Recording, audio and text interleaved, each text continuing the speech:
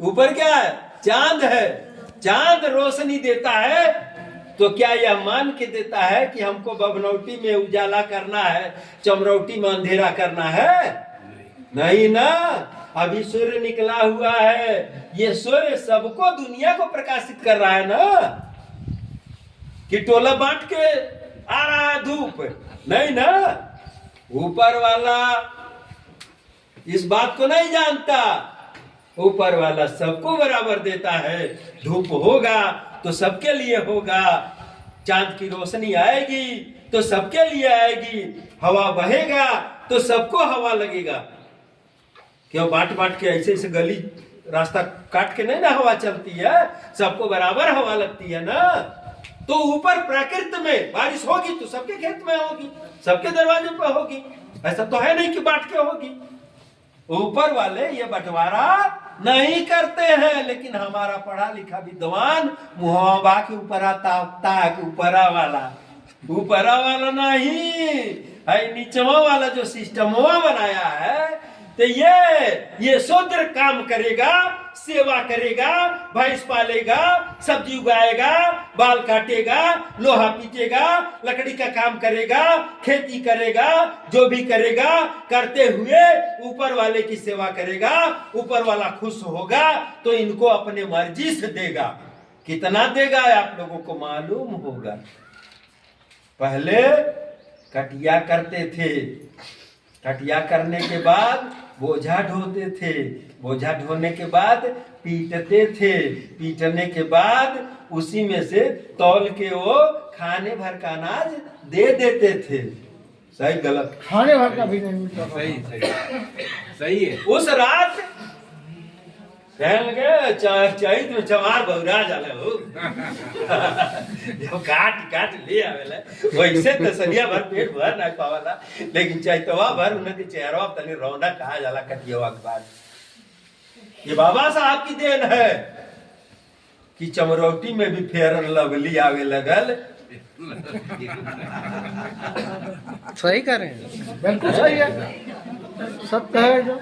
कौन सा गाना चला है कि अब गेहूं काटे न जाए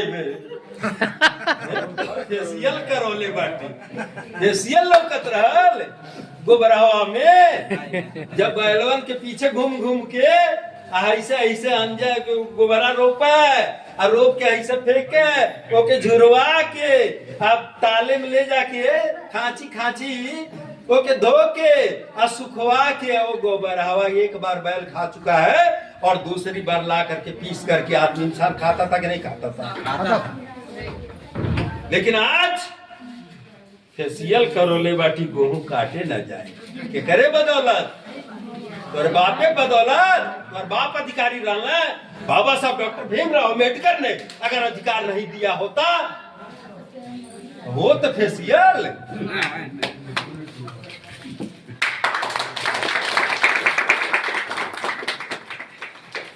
कलेजा फट जाता है सारी बातों को सोचने के बाद। हमारे समाज का विचार कहां जा रहा है आज? बच्चा शांति से है। 600 साल पहले कबीरदास जी, रविदास जी जो बात कह गए, 600 साल पहले उनको बात समझ में आई और वो बात आज सत्य है कि आज हमारा समाज का चोटी काटा जा रहा है, पंडिताइन के मुंह से नहलवाया जा रहा है। 600 साल पहले जो उन्होंने बात कह दिया था आज हमारे आंखों के सामने है या नहीं? चुरकी उखाड़ ली जा रही है। ये सारा कुछ इन लोगों ने सिस्टम को जो बनाया था, ब्राह्मणवाद को, उस सिस्टम की देन थी ना कि इंसान होते हुए भी इंसान को इंसान होने का अधिकार नहीं था, रास्ता चलने का अधिकार नहीं था, सार्वजनिक स्थान पर बैठने का अधिकार नहीं था, सार्वजनिक तालाब में पानी पीने का अधिकार नहीं था। मैं ही अपने गांव में आया, एक लोहार की बुढ़िया तुरंत हमको तालाब के किनारे डोरी या लोटा और वहीं बगल में चूड़ा, छोटे लाल दोनों प्राणी वहीं घिसनी काटा था टाइम। उनकी माँ की बात कर रहा हूँ। हे बाबू रुकिया, देखिए तन डोरिया छुआ न हो। हम कल का भाई कह अरे लोटवा बनल बा वही से। हम कल डोरिया लोटवा दोनों हम किनारे कह देते छू के मरला कुल एकदम चौपट कह दिया। अब तो हमारा लोटा डोरी गई। पीछे से मत बोलकर सुनिए। कितना तगड़ा करंट मारता है ये जातिवाद, समझ में आती है बात? दुनिया बनाने वाले ने इंसान बनाया, लेकिन इन ब्राह्मणों ने और इनका ये व्यवस्था, ब्राह्मणवाद जिसको कहते हैं, ब्राह्मणवादी व्यवस्था, इस व्यवस्था ने हमको इंसान से, जानवर से भी बदतर कर दिया। कुत्ता बिल्ली किचन में घुस जाए, रसोई में घुस करके सारे बर्तन को उठा कर दे, कोई भी बर्तन फेंका नहीं जाता है। लेकिन अगर वही अछूत और चमार और डोम छू दे तो पता चलता है कि वो बर्तन अपवित्र हो जाता, अशुद्ध हो जाता। मेरे साथ पढ़ने वाला सुनील तिवारी, राजनारायण तिवारी का बेटा है, 8 साल मेरे कमरे में रहा, मेरा दाल रोटी चावल खाया, और खाने के बाद एक दिन 4 रिश्तेदारों के साथ जब मैं उसके दरवाजे की तरफ से जा रहा था, तब तक उसके घर वाले दिखाई दिए। मैं दरवाजे पर रुक गया, पुराना रिश्ता था। चाय बन करके अंदर से आई, उनकी माताजी लेके आई, 2 लोगों के लिए आई और 2 लोगों के लिए नहीं आई। तब तक वो सुनील तिवारी आ जाते हैं और कहे कि ये मकाई चबा दुइये ले आली हो, और 2 जने के लिए ले आयल हो तू? कहे बाबू दुइये गिलास वाली। हम कहे बहरवा वाला दुइये रहल, समझ लेते। हम कहे रहने दो, अब 2 लोगों के लाने की जरूरत नहीं है। अब बेटा यही आखिरी चाय है, मैं जा रहा हूं। तब से मैं गया नहीं। हम कहे साले 8 साल मेरे पत्तल में खाए, क्योंकि तुम्हारी औकात नहीं थी पढ़ने लिखने की, तुम्हारे बाप की। मैं पढ़ाया लिखाया अपने कमरे में रख करके, और आज जब हैसियत में आ गए हो तो 2 गिलास रह गई हैसियत में। लोग बादो, इंसान और इंसान में कितना फर्क होता है ये समझा रहा हूं, जो 600 साल पहले हमारे महापुरुष को समझ में आई थी। साथियों, बात बात में जातिवाद, छुआछूत। इस देश में जब अंग्रेजी हुकूमत चल रही थी तो चाटुकारी कौन कर रहे थे? यही ब्राह्मण कर रहे थे, यही लोग चाटुकारी कर रहे थे। एक ब्राह्मण केदारनाथ पांडे उर्फ राहुल संस्कृतायन, उनका नाम है, केदारनाथ पांडे, इसी आजमगढ़ का रहने वाला। उन्होंने किताब लिखा है बोलगा से गंगा। उस किताब का एक प्रसंग है, उसमें उन्होंने एक घटना को उजागर किया है कि रेखा अहीर गांव का सबसे गरीब अहीर था। उसके पास मात्र एक झोपड़ी थी और उसकी एक पत्नी थी, एक छोटा सा बच्चा था। और गांव पे आ जाते हैं टैक्स वसूलने के लिए। पहले गांव के जो जमींदार भेजते थे, आते थे टैक्स वसूलने, कहे कि टैक्स तो कर दो। रेखा ने कहा कि यार हम मजदूर आदमी, हम कहां से टैक्स दे, कुछ है ही नहीं हमारे पास, कहां से टैक्स दे, क्या दे? कह रहा है टैक्स तो देना पड़ेगा। बड़ा चिरोरी करते लोग चले गए, तो जाके बताए कि साहब और रेखा है टैक्स नहीं दिया। कहे काहे ने टैक्स दिया? अगली बार जाना तो जरूर लेके आना इस बार का भी हिस्सा। तब तक रेखा है क्या किए, लौकी लगा दी अपने मड़ैया की किनारवा, और लौकी फैल गया पूरे मड़ई के ऊपर। और मड़ई के ऊपर जब फैल गया तो फैलने के बाद है बड़ा बड़ा लंबा लंबा लौकी, खूबसूरत। अब रेखा अहीर के पहली बार कोनो धन संपत्ति भइल रहल। अब वो रोज उठ के कुल लौकी गिने और देखे कि बड़ा बढ़िया लौकी फरल है। तब तक टैक्स वसूलने वाले एक दिन आ गए, कहे के रेखा टैक्स पिछलो बार के जोड़ के दा। कहला साहब कुछ बान आई हमको, कहाँ से टैक्स दे? कहा है लौकी बाना, कहाँ हम वही अपने मुँह तर एक को नहीं डर ले बाटी, एक को लौकी नहीं तुराइल बा हमार, लौकी को मत ताका। कहा नहीं तो के लौकी तो दे ही पड़ी। कहा नहीं लौकी हम नहीं दे सकीला। वो सब वापस चले गए, जाके कहे कि साहब अब की लौकी रहा, लौकिया तक रेखा नहीं दिया। कहे जाओ अही रहने जा करके दूध लेके आओ उसके यहाँ से, और उसके मेहरारू को गार के दूध ले आओ। टैक्स कैसे नहीं देगा साला। आते हैं सब, रेखा आहिर को एक चारपाई में बांध देते हैं, ऐसे हाथ पैर बांधने के बाद उसके बच्चे को किनारे रख देते हैं और उसकी औरत का स्तन पकड़ करके कटोरे में दूध गारते हैं स्तन से, और गारने के बाद वह दूध लेकर के जाते हैं। और तब उनकी औरत जो है रेखा आहिर का हाथ पैर खोलती है। रेखा आहिर उठता है, कहता कि अपन मोटरी उठा, कपड़ा उपड़ा जो ले ले और ले करके मायके चली जाए इस बच्चों को लेके। और अब हमारी जिंदगी नहीं है, क्या कि हमारे आंखी के सामने इतना बड़ा अपमान हम नहीं झेल सकीला।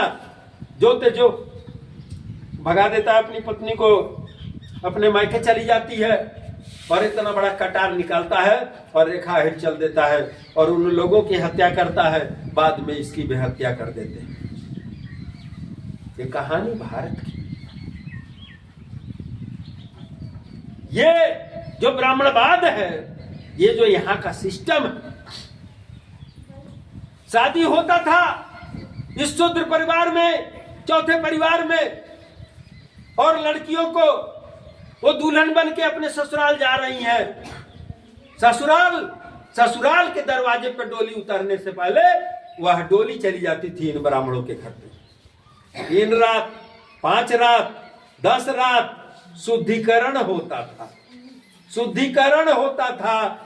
अब मैं ऐसे शब्दों को सबके सामने मैं कैसे कहूं कि शुद्धिकरण क्या है। नहीं। उसके बाद वह फिर तब जाके अपने पति के पास जाती थी, चूंकि यह परंपरा था, यह परंपरा था, इसलिए किसी को कुछ बुरा नहीं लग रहा था। यही महिलाओं को स्तन से, कमर से ऊपर ब्लाउज पहनने का अधिकार नहीं था, उसके लिए भी लड़ाई लड़नी पड़ी। नागोली नाम की एक औरत से जाके जबरदस्ती कहते हैं कि तुम ब्लाउज कैसे पहन ली रे, तुम लोग के जात में तो ब्लाउज पहनना मना है, कैसे तुमने ब्लाउज पहन लिया है, चल टैक्स दे। नागोली कही कि हमारे पास टैक्स नहीं है, कहा देना पड़ेगा। वह गई, कही कि ये टैक्स का चक्कर तो बहुत खराब है, मैं नहीं झेल सकती। वह गई, कटार निकाल के लाई, पांसुल जिसको कहते हैं, जिससे खजूरिया वजीरा छीलते होते हैं, दाढ़ी उतारते हैं, वही लेके आई और बाहर थाली ऐसे रखी, ऐसे स्तन पकड़ी और खचाक से काटी और थरियों दे के ऐसे कैलो टैक्स, और धड़ाम से गिरी, नागोली मर गई।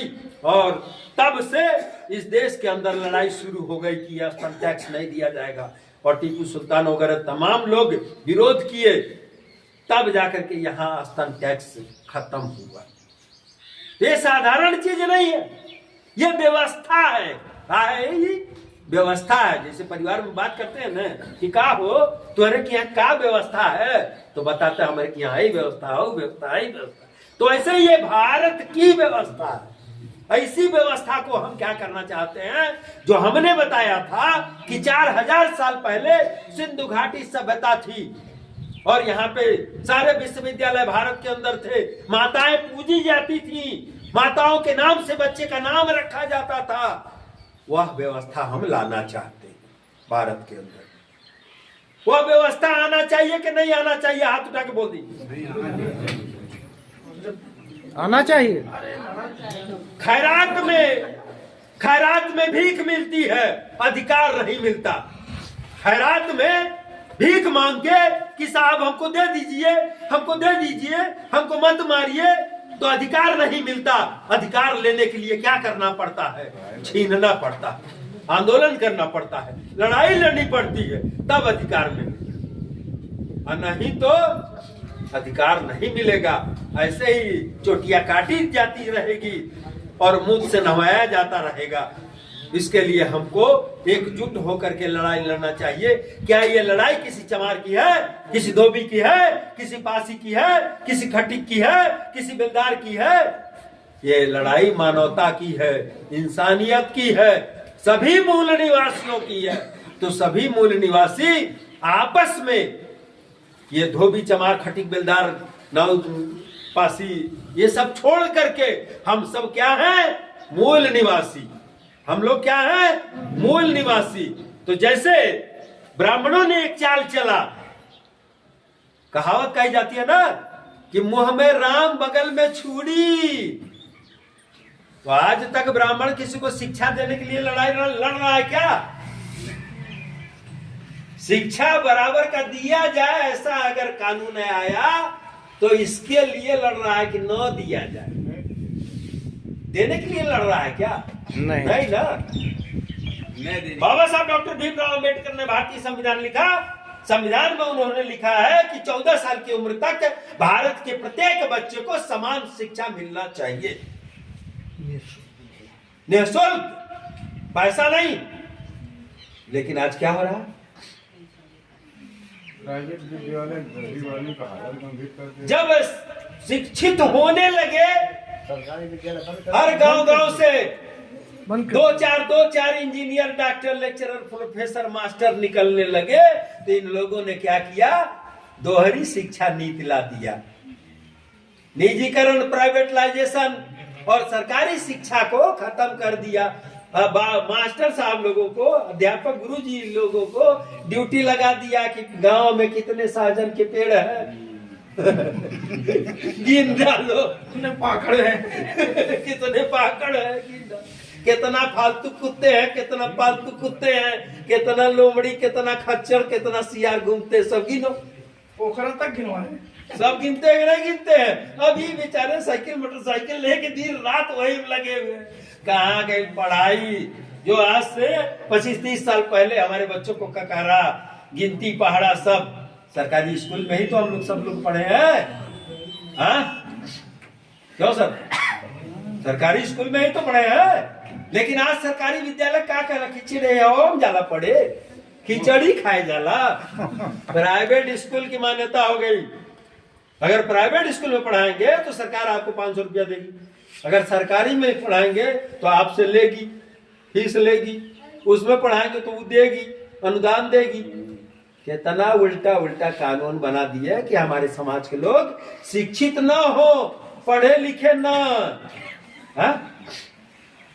ये व्यवस्था इन ब्राह्मण लोग जो बनाते चले जा रहे हैं, इसके लिए ये सारा लड़ाई का कार्यक्रम उत्पादित किया जा रहा है। तो साथियों, आज इस सुनहरे अवसर पे व्यवस्था के बारे में आप लोगों ने समझा कि भारत की व्यवस्था क्या है। यहाँ पे शूद्रों को ज्ञान लेने, ज्ञान देने का अधिकार नहीं था, लेकिन गोविंदराव फूले माली जात के, माली जात है कोई माली यहाँ? एक दो होंगे हाँ, माली है नहीं वहाँ तो माली जात में गोविंदराव फूले अंग्रेज अफसर के पास फूल पहुंचाते थे, माला वाला फूल लेके जाते थे। तो अंग्रेज अफसर से कहे कि साहब हमारा एक लड़का है, अगर आपकी इजाजत होती तो हमारा एक लड़का है, अगर आप लोग चाहते तो हमारा लड़का भी पढ़ लेता। कहा कि अच्छा ठीक है, अपने लड़के को लेके आओ। अब इनके लड़के का नाम था ज्योति। अब छोटा सा बच्चा ज्योति को लेके गए, देखे, कुछ पूछे उछे तो बड़ा होनहार लड़का टप टप जवाब दिया। तो कहे कि हाँ भाई तुम्हारा लड़का तो ठीक है, ले आओ एडमिशन कराओ। अब जिस विद्यालय में अंग्रेजों के बच्चे पढ़ते थे और ब्राह्मणों के बच्चे पढ़ते थे, उस विद्यालय में गोविंदराव फूले ने क्या किया, अपने बेटे ज्योतिबा राव फूले का एडमिशन करा दिया। ज्योतिबा राव फूले पढ़ने लिखने जाने लगे। जब ज्योतिबा राव फूले पढ़ने लिखने जाने लगे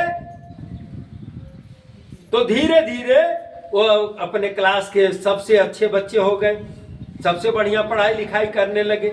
अब पढ़ते पढ़ते कक्षा 7 में चले गए। तो पहले छोटे शादी हो जाती थी, ये तो आप लोग को याद होगा ही। तो एक दिन एक ब्राह्मण लड़के की शादी पड़ गई, ब्राह्मण लड़के की शादी पड़ गई, तो उसने कहा ये ज्योति फला दिन हमारी शादी है, चलोगे बारात? तो उन्होंने कहा कि बिल्कुल चलेंगे, क्यों नहीं चलेंगे, चलेंगे बारात। अब ज्योतिबा फूले घर में बोल दिए ये अपनी पत्नी से, सावित्री बाई फूले से, कि और पहले शादी हो गई थी, तो कहे कि सावित्री आज शाम को हमको बारात जाना है पंडित जी के। कहे तब? कहे साजी खाना मत बनाना। अब लोटा में आगी होगी भर उर के पूरा कपड़ा उपड़ा प्रेस व्रेस करके, पहले लोटा बस प्रेस होता है जो किए होंगे जानते हो। हाँ था पहले से, है ना, हम लोग किए है ना।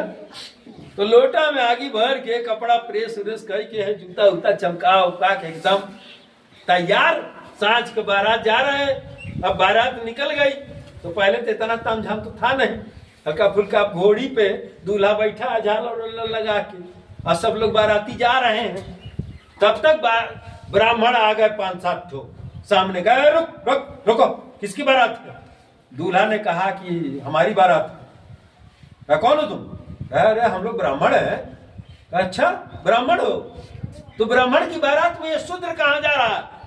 कहा वो शूद्र नहीं, ज्योतिबा फूले मेरे साथ पढ़ता है, मेरा मित्र है। कहा अच्छा ये शूद्र तुम्हारा मित्र है, तो फिर इन शूद्रों को लेके ही बारात जाओ, हम ब्राह्मणों की क्या जरूरत है?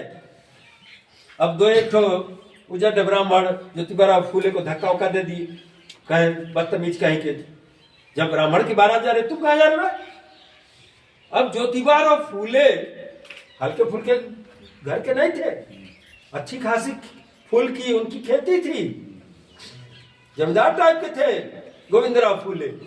अब वो बेचारे खून की आंसू, इस साला बारात में बुला करके और भरी बारात में बेइज्जत किया गया। अब वो वापस आ रहे हैं, कहे कौन मुंह लगा के घर जाए? कोई बात हो जाती हम लोगों को भी, अगर ऐसे मौके से वापस आना पड़ता है तो अब सोचते चला घर कहीं के एलबर्टी खाना मत बनाए का कहा जाके। अब ज्योतिबा फूले ने कहा कि माली जानता, फूल माला का काम करना, फूल की खेती करना कोई गंदा काम नहीं है ना, बढ़िया काम है। हाँ बढ़िया काम, पवित्र काम है ना, फूल तो देवताओं के पर चढ़ाए जाते हैं। अगर फूल का काम करने वाला मात्र वर्ण व्यवस्था में ब्राह्मण क्षत्रिय वैश्य शूद्र में मैं चौथे वर्ण में आता हूं, और मेरे साथ शूद्र होने के नाते भरी बारात से बेइज्जत करके भगा दिया गया, तो मेरे अन्य बिरादरी के साथ क्या हो रहा होगा, अन्य लोगों के साथ, चमारों के साथ क्या हो रहा होगा, धोबियों के साथ क्या हो रहा होगा, खटिकों के साथ क्या हो रहा होगा, पासियों के साथ क्या हो रहा होगा, बेलदारों के साथ क्या हो रहा होगा। ज्योतिबा फूले के दिमाग में नाचने लगा यह बात कि ये साला क्या है, इंसान होते हुए भी ये जाति पात क्या है, किस तरह से हम लोग इस तरह से जकड़े हुए हैं। मैं तो आज तक पढ़ रहा था, इन ब्राह्मणों के साथ खेल कूद रहा था, हमको आज तक इस बात का एहसास नहीं था, लेकिन भरी बारात से मुझे धक्का मार करके भगा दिया गया। आज मेरी समझ में आ रहा है कि मेरे पूर्वज, मेरे बाबा, मेरे पिता, मेरी माँ, मेरी दादी, मेरी नानी, ये सारे लोग अंगूठा छाप क्यों है, अशिक्षित क्यों है? इसका मतलब ये है कि ये व्यवस्था जो है, ये व्यवस्था हमको नीच और गुलाम बना के रखी हुई है। क्लियर? अब ज्योतिबा फूले अपने दरवाजे पहुंचे, सावित्री फूले ने कहा क्या बात है, कुछ भूल गए क्या? क्या नहीं सावित्री, सावित्री तुम जानती नहीं हो, मुझे भारी बारात से बेइज्जत करके मात्र इसलिए भगा दिया गया है कि मैं जाति व्यवस्था में शूद्र हूं, नीच होने के कारण धक्का मार के भगा दिया गया है। और सावित्री मैं कसम खा चुका हूं कि इस व्यवस्था को मैं उखाड़ के फेंक दूंगा, ये व्यवस्था मैं इस भारत के अंदर रहने नहीं दूंगा सावित्री, और तुमको मेरा साथ देना पड़ेगा।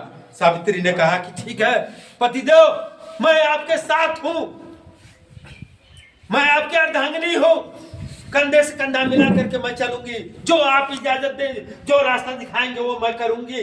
उन्होंने मट्टी का पटरी बनाया और पटरी बना करके सावित्रीबाई फूले को पढ़ना लिखना सिखाया, और सिखा करके कहा कि तुम जाओ गांव गांव, घर घर जाकर के महिलाओं को, बच्चियों को, छोटी छोटी बच्चियों को, सबको पढ़ो, पढ़ाओ, लिखाओ, तैयार करो, मैं इन शूद्रों को, सारे पुरुषों को मैं पढ़ाता हूं। अब ये दोनों लोग पढ़ाने लगे, घर घर जाने लगे, बच्चियों को पढ़ाने लगी सावित्रीबाई फूले। जब पढ़ाने लगी तो ब्राह्मणों के कान में बात आ गई। सुन गए ब्राह्मण, अरे हो देखा है दादा, हो ज्योति ओकर मेहरुआ कुल जा गौवा सबके बुद्धि ज्ञान बांटा ताटे, सब पढ़ लिख ले ताटे, अब हम मन के गुलामी कुल नहीं करी है। तुरंत ये सब गए और जाके घर घर सुनी ला कि उस सावित्री आवे पढ़ावे, भरभस्ट कह दे, बर्बाद कह दे तुम्हार घर दुआर। ये बच्ची पढ़ा के तुम क्या करोगी? इसको पति का सेवा ही तो करना है, पति का कपड़ा ही तो धुलना है, बच्चे ही तो पालने हैं, चूल्हा ही तो फूकना है। क्या करेगी पढ़ लिख करके? घरों घरों में जा करके कहो इतना बढ़िया तेल पेरा ताटा दिन भर, अब बेचा ताटा पेटा भरता, पढ़ लिख के क्या करवा? बरगलाना शुरू किए घर घर जा करके, गांव गांव जा करके। फिर भी अगर वो महिलाएं नहीं मानी तो कहे कि जो ऐसा है, जब वो आती है पढ़ाने के लिए तो बाल्टी में थाड़ी में गोबर ऐठी घोर के रखा होकर ऊपर फेंक दिया कर। सावित्रीबाई फूले जाती थी, ये सब गोबर कीचड़ सावित्रीबाई फूले के ऊपर फेंक देती थी। अब सावित्रीबाई रोते हुए घर आती थी, कहती क्या करें? अब वो 2 साड़ी लेके जाने लगी, एक बैग में और एक पहन करके वहां जाती थी। गोबर कीचड़ से सना हुआ साड़ी जाकर के किसी तालाब पोखरे के किनारे जाके धोके और बदल के अपना साड़ी, और तब जाकर के पढ़ा लिखा करके और फिर वही गोबर कीचड़ खेलते हुए चली आती थी। वो सावित्रीबाई फूले के साथ रोज होली खेला जाता था, क्योंकि वो हमारे इस शूद्र समाज को पढ़ाने लिखाने का काम कर रही थी। अब इसके बावजूद देखे ब्राह्मण कि ये लोग तो उसके बावजूद नहीं मान रहे, तब जाकर के आए गए गोविंदराव फूले अपने बेटा और पतोही से कह दा कि यह काम बंद कर दे, ये काम ठीक नहीं है, पढ़ाना लिखाना ज्ञान विज्ञान ये सब हमारा काम है, पंडित जी लोगों का, तुम्हारा काम नहीं है।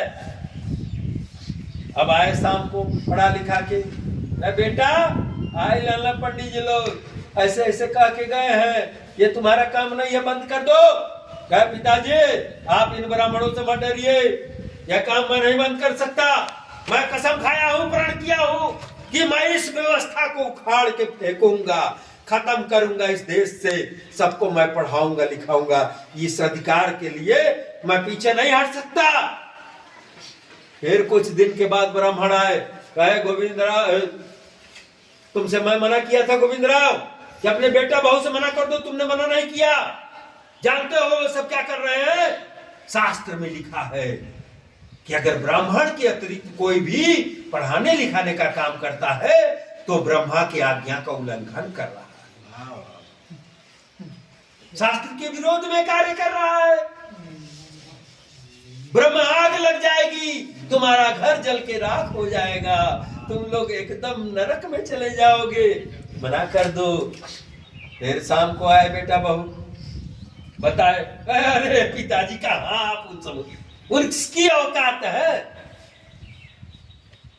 हमारे घर में कहीं आग लगेगी नहीं, चले गए। फिर कुछ दिन के बाद आए, कहे गोविंदराव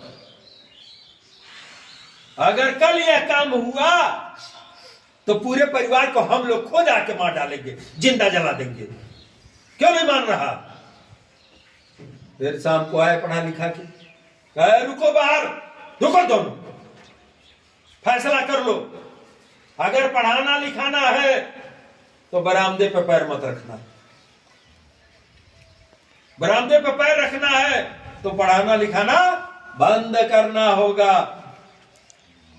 ज्योतिबाराव फूले सावित्रीबाई फूले दोनों लोग कहे कि पिताजी माफ कर दीजिए, हम लोग यह काम बंद नहीं कर सकते, इस जीवन में और कुछ नहीं रखा है,